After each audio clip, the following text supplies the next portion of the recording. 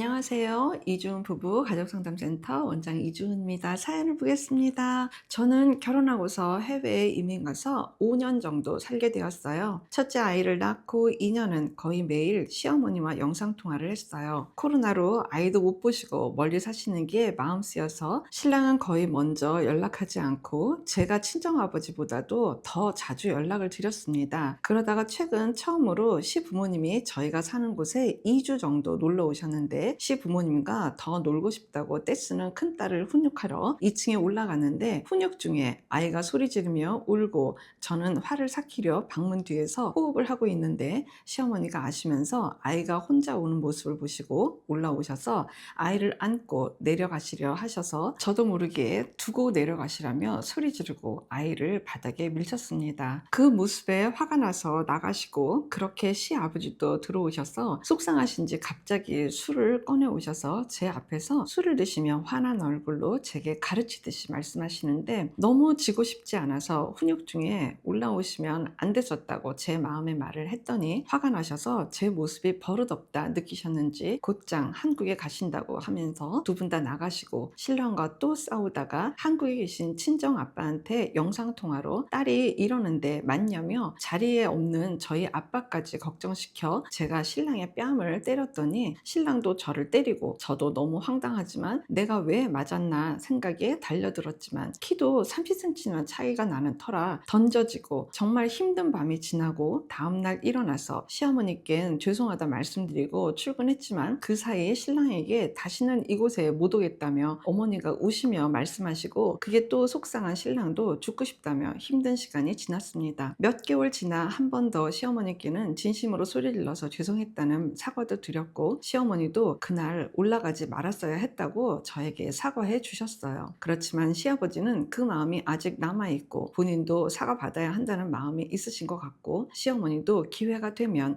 시아버지께 사과드려라 말하고 신랑도 똑같이 제게 요구하고 그 말들을 여러 번 들으니 제가 죄인인가 왜 나만 그 가족들에게 사과를 해야 하는지 속상했습니다. 시아버지는 제게 무례하게 한 지금까지의 일들은 뒤로 하고 사과 한 번 없으신데 그날의 일들로 지금까지 어색하게 지내야 하나 싶더라고요. 그 일로도 신랑은 아직도 그 기억에서 힘들어하고 저 또한 최근 한국에 와서 시부모님을 배웠는데 심장이 아프고 답답하고 마주하는 게 힘들더라고요. 저는 우울증 약도 먹고 있고 검사하니 외상후 스트레스 장애와 공황 장애도 있다고 합니다. 어떤 게 저에게서 불만이고 그 점은 사과해달라 이런 말도 없는데 무작정 사과를 한다고 해서 제 마음이 편해지지도 않고 신랑이랑은 이 문제로 또 싸우게 되네요. 어쩌면 좋을까요? 라고 글을 주셨습니다. 결혼 초반부터 시부모님에게 잘하고 싶은 마음이 많이 보이는 것 같아요. 연락 자주 드리고 또 영상통화하고 그러는 게 남편도 좋아하고 어르신들도 좋아하고 하니까 이렇게 계속 해 오시다가 사실은 이제 내 감정이 그렇게 편치 않았다라는 거가 어느 날 이렇게 훅 하면서 이렇게 분출되고 큰아이를 훈육하는 게 정말 그 아이가 만약에 3만큼 어떤 훈육을 받아야 되는 거를 나도 한 3 정도의 훈육의 레벨로 하는 게 아니라 아이가 3 정도의 훈육을 받아야 되는 거에 내가 한 6이나 7의 훈육에 대한 거를 하게 된 건 아닌가 싶은 느낌이 들거든요. 거기에서 이 감정선이 이게 보편적으로 흘러가고 있지 않다라는 게 다 드러나게 되는 것 같아요. 그러니까 일단은 우리 아이들이 내 감정을 받고 있는 거죠. 그게 지금 제일 핵심인 것 같아요. 뭐 시아버지가 이랬고 시어머니가 이렇고 뭐 남편이 이렇고 이거보다 훨씬 지금 핵심은 내가 뭔지 모르겠지만 평균적으로 감정을 조절하면서 일상을 살고 있는 게 아니다. 이게 지금 가장 핵심인 거예요. 상대적으로 제일 어리고 취약하고 너무 소중한 아이들이지만 당장 내 입장에서는 어떻게 보면 그냥 솔직히 편하고 평균적인 내 감정을 글로 지금 내가 배출하고 있구나 를 느끼는 게 지금 핵심인 것 같아요. 아이한테 훈육이라는 미명하에 내 감정이 훨씬 더 많이 분출되고 있구나. 이거를 지금 알게 된 거는 오히려 차라리 기뻐하시는 게 나을 것 같아요. 2주 동안 시부모님이 우리 집에 방문하는 것 자체가 기본적으로 우리가 시부모님들을 받을 어떤 편안한 상황이 기존부터가 아니었을 걸로 저는 봐요. 안 그래도 지금 간당간당하게 이게 뭔가 부부가 이러고 있는 그 상황에서 갑자기 어르신들이 방문을 해서 2주 동안 있는 게 훨씬 지금 사연자님의 어떤 그런 많은 스트레스에 대한 것들이 훨씬 더 가중치가 많이 됐을 걸로 저는 봐요. 그러다가 나도 이제 어떻게 하다가 보니까 아이한테 이게 확 쏟아지는 그 상황이 된 건데, 궁극적으로 이 부부가 동등한 정서적인 부부였을까에 대해서 저는 굉장히 의구심이 많이 들어요. 그 단적인 예가 뭐냐면, 갑자기 장인 어른한테 연락을 해가지고 이게 맞냐고, 이제 이건 따진 거죠. 당신이 딸을 잘못 키웠다 라고 해서 지적을 하는 거나 마찬가지거든요. 상상할 수 없어요. 뭔가 굉장히 상하가 관계의 개념이 아니면 이런 거는 상상할 수가 없어요. 부부가 균형이 제대로 맞지 않는 그런 생활을 하고 있는 터에 이 문제가 터졌고, 엎친 데 덮쳐서 이 상황까지 다 벌어졌고, 이거를 모두 다 지금 사연자님이 다 해결을 해야 되는 마치 의무가 막 주어졌고, 이게 너무 버거우신 거죠.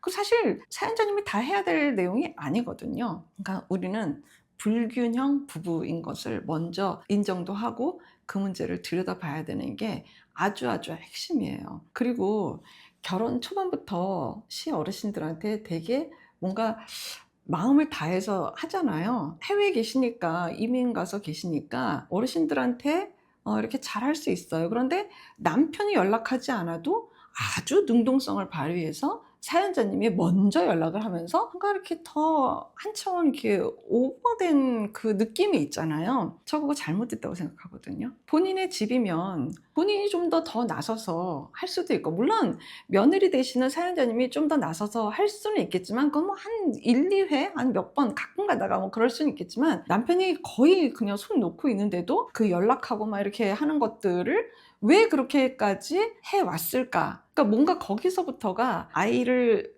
보여드리기 위한 그 의도 밑에 있는 내용이 뭘까? 그게 혹시 남편 마음을 더 다독거리고 남편을 더 마음 편하게 해주고, 그러니까 애정이죠. 그런 애정이 가는 내용들이었을 텐데, 과연 그 내용에 대한 애정이 사연자님한테 접수는 됐을까? 남편이 나를 정말로 고마워하고, 여보, 내 부모님한테 사실 연락도 잘 안 하고 있는데 당신이 이렇게 자주 엄마 아빠한테 아이들 보여주고 영상통화 해주고 그래서 정말 너무 기쁘다, 고맙다, 이런 정말 진정한 그런 내가 하는 어떤 행동들에 대해서 그런 보람과 이런 가치가 내가 접수가 됐는지, 그래서 돼서 계속 그 행동을 했는지 그걸 잘 모르겠어요. 그런 부분들을 총망라해서 다 들여다볼 수 있는 기회가 마주친 거예요.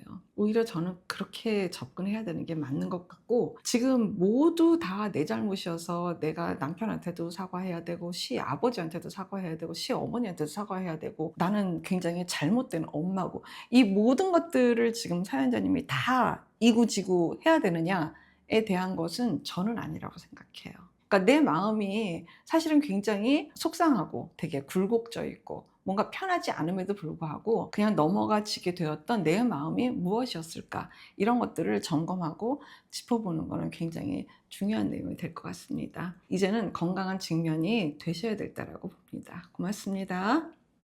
건강한 부부 애착이 나라를 살립니다. 오늘도 영상 시청해 주셔서 감사합니다. 고맙습니다.